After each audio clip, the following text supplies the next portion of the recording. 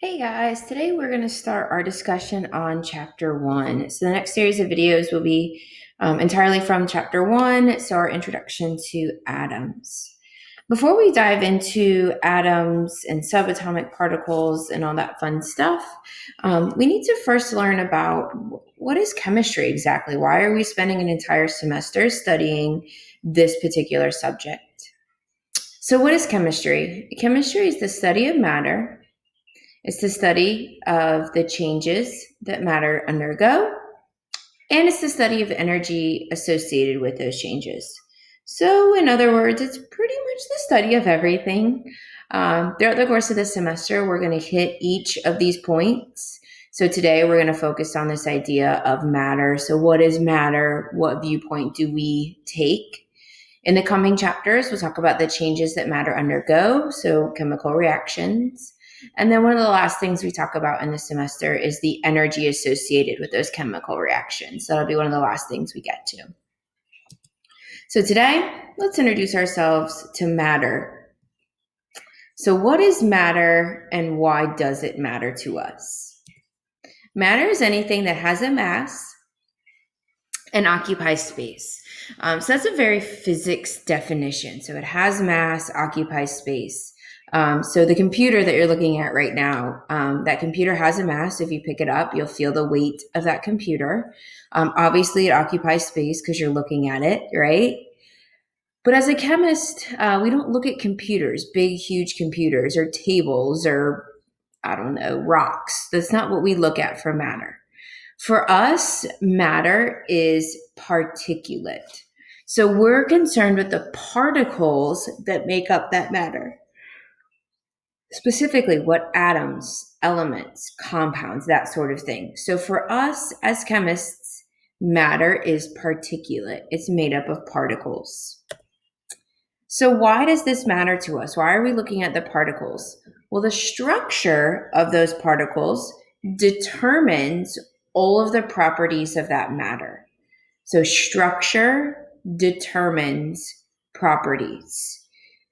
So we'll come back to this many, many times this semester. But for example, if you think about the way that people write a water molecule, H2O, they always draw in this kind of bent fashion. Well, why do they draw it bent?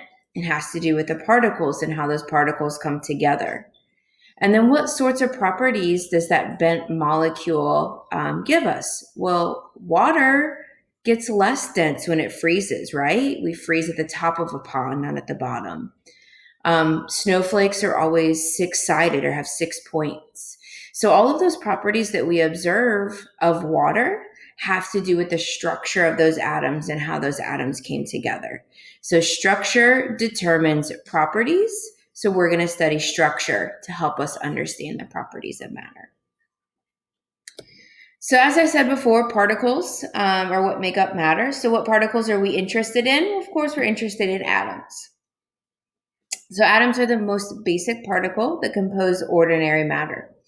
So for example, an aluminum can, if we were to zoom way in on that aluminum can, we would see a series of aluminum atoms stacked together very nicely. Helium fills up this balloon. So if we were to peek inside of that balloon, we would see a whole series of helium atoms inside of there.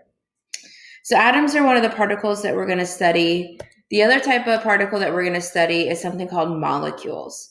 So when atoms bind together in specific geometric arrangements, that's what we call a molecule. So here we see that water molecule. Get my pointer here. Here we see that water molecule, and as I alluded to before, it's drawn as a bent molecule, and it is in fact bent. And in the coming chapters, we'll understand why that is. So the particles we're going to study, atoms and molecules. So just to tie this idea all together, so just our introduction to what is chemistry.